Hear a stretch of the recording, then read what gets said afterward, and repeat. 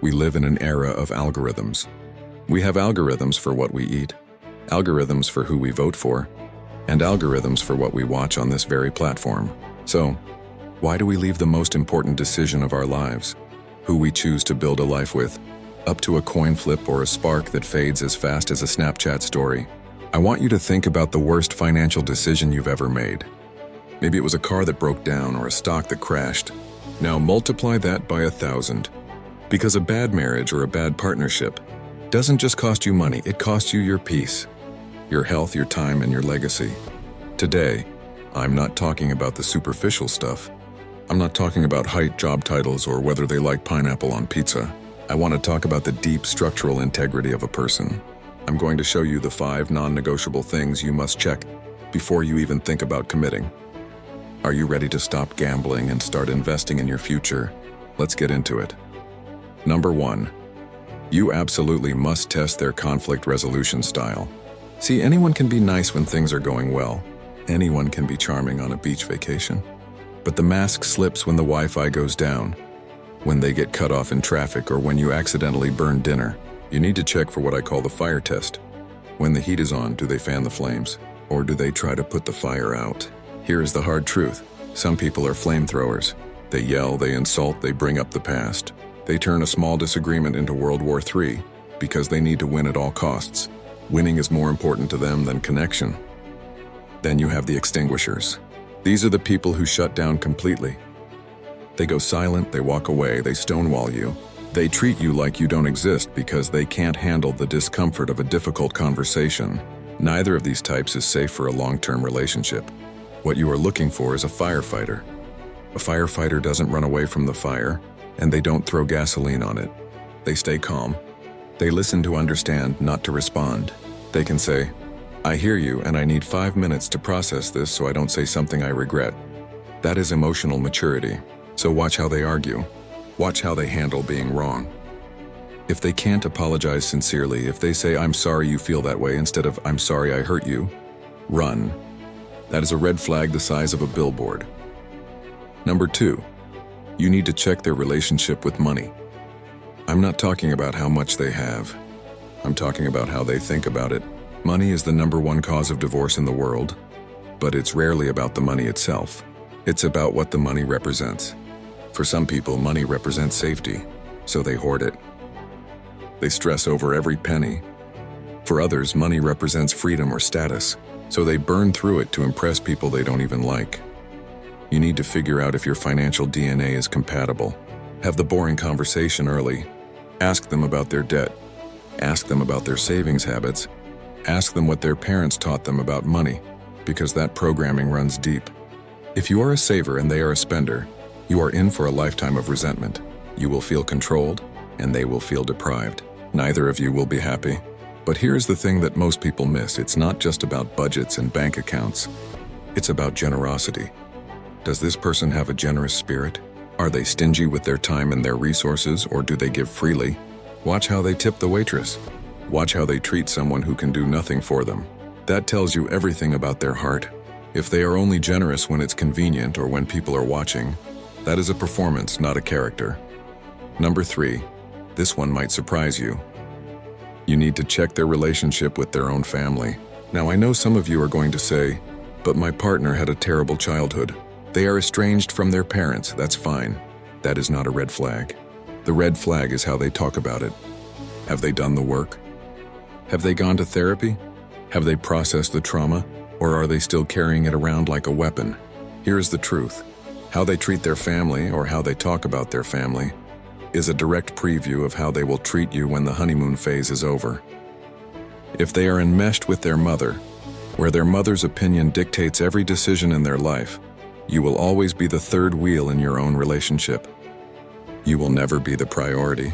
On the flip side, if they are cruel to their parents and blame them for everything wrong in their life, eventually, they will blame you for everything wrong in theirs. You are not going to fix them.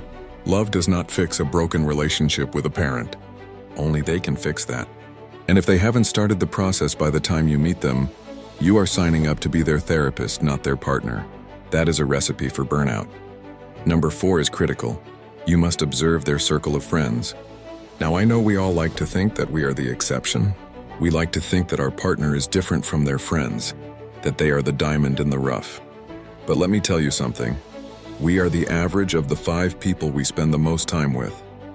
That is science, not opinion.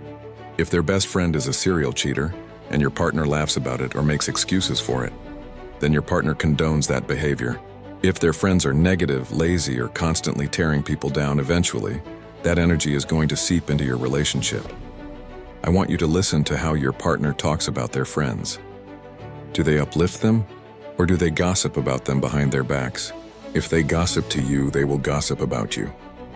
It is that simple.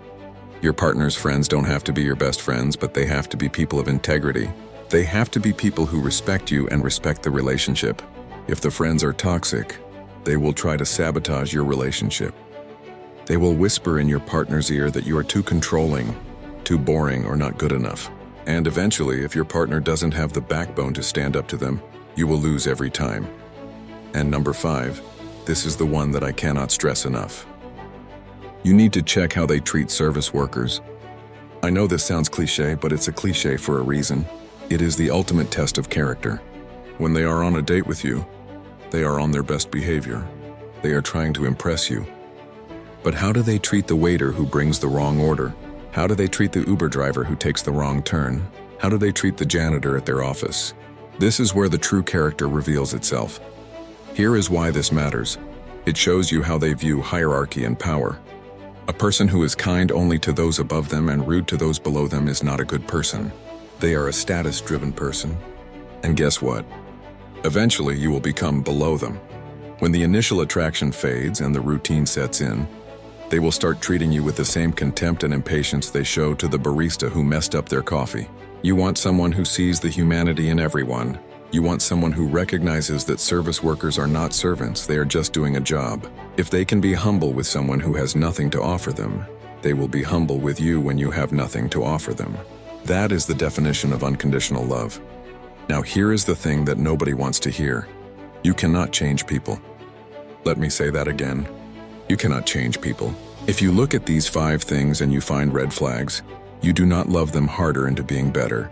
That is a fantasy that we sell ourselves because we are afraid of being alone. But being alone is way better than being with the wrong person. Being alone means you have peace. Being with the wrong person means you have constant anxiety, constant walking on eggshells, and constant disappointment. So, here's my challenge to you today. Do not rush. Do not fall in love with potential. Fall in love with what is actually in front of you right now. Look at their conflict style, their money habits, their family dynamic, their friends, and how they treat strangers.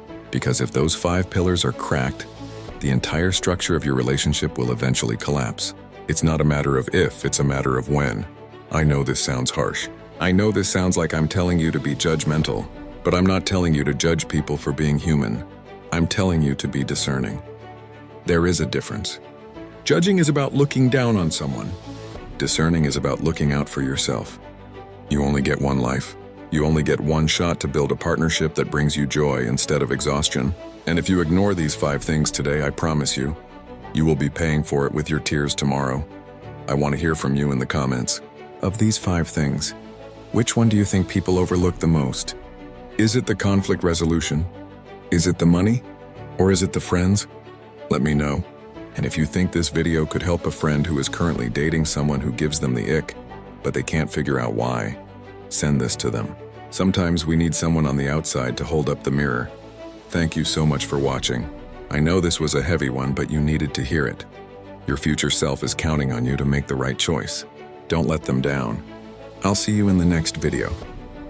Take care of yourselves.